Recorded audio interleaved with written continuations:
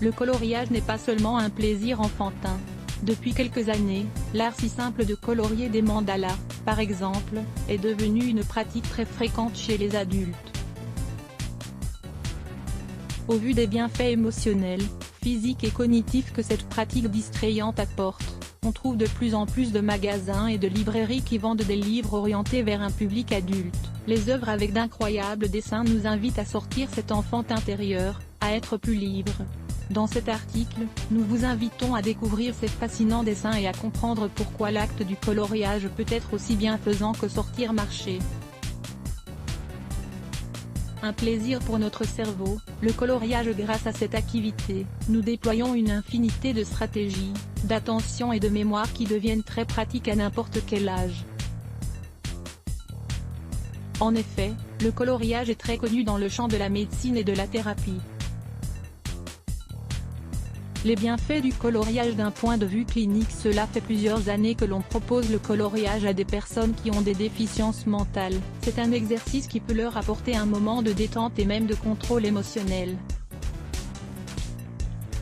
Les personnes qui ont une déficience mentale, et les enfants qui ont un retard ou qui sont atteints d'autisme, aiment généralement colorier et faire des dessins. Cela les aide à améliorer leur concentration et à stimuler leur coordination psychomotrice. Cela agit comme un relaxant et un canalisateur de leurs émotions. Ils retrouvent le calme grâce aux couleurs, en remplissant des espaces blancs avec les tons qu'ils choisissent. Pour de nombreuses personnes de ce groupe, le coloriage peut devenir une de leurs activités préférées. Car elle leur permet de s'exprimer personnellement, de trouver des stimulations et des soutiens positifs. Vous voulez en savoir plus ? 8 bonnes habitudes pour maintenir votre cerveau en forme. Le coloriage, un art anti-stress. Dans les librairies, vous pouvez trouver des livres comme celui de l'auteure écossaise Johanna Bafford. Des titres comme Le Jardin secret, La forêt enchantée et L'océan perdu ont été conçus au début pour un public d'enfants. Cependant, plus tard, les éditeurs se sont rendus compte que les dessins étaient trop complexes. Mais ils savaient que les adultes avaient pour habitude de télécharger sur Internet des mandalas ou d'autres types de graphismes à colorier. Ainsi, ces livres sont devenus un phénomène de masse car selon les consommateurs, ils apportent les bienfaits suivants. Dans leur grande majorité, les personnes qui aiment colorier sont les femmes. Dessiner des temps. Le fait de prendre du bon temps en regardant ces dessins complexes pleins de fantaisie en noir et blanc, est une invitation directe à la déconnexion. Lorsque l'on peint, les inquiétudes prennent une autre perspective, les choses s'envisagent plus tranquillement et nous entrons dans un état de paix intérieure. Dans cet état, nous réussissons à mieux connecter nos organes avec nous-mêmes. Nous apaisons nos nerfs, nous régulons notre respiration, les niveaux de cortisol baissent et le stress diminue.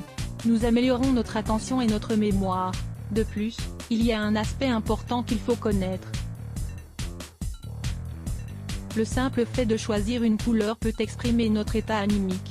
Une illustration coloriée à base de tons sombres, froids et un peu refléter nos sensations internes. Elle nous éclaire sur le fait que quelque chose d'anormal est en train de se passer.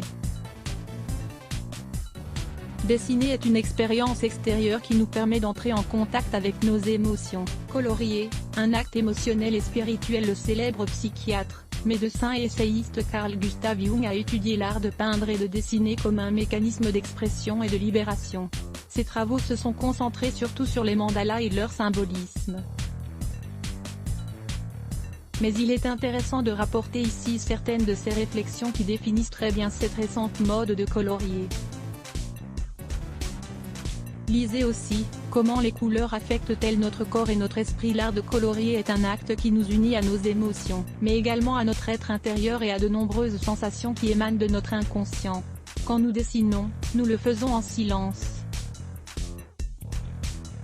Ce qui permet donc de faire surgir les pensées les plus endormies de notre être. Carl Gustav Jung l'appelait l'art spirituel. Il nous expliquait que les mandalas, par exemple, utilisaient généralement la forme circulaire.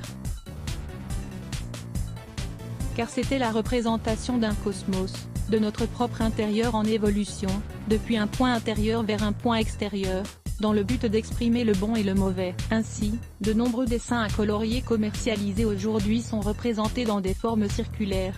Concentrer notre attention. Le coloriage est une manière de concentrer notre attention. Nous disposons ainsi d'une limite dont l'intérieur contient un petit chaos que nous devons organiser à travers des couleurs. Selon Gustav Jung, en plus de colorier, il est également très sain de dessiner. Le dessin est une forme de liberté et nous permet de canaliser nos émotions et de libérer le stress. Nul besoin de faire des œuvres d'art. Les dessins cathartiques reflèteront vos sentiments et vous offriront ce soulagement émotionnel quotidien dont nous avons tous besoin. La trichothérapie. Pourquoi tricoter est-il bon pour la santé?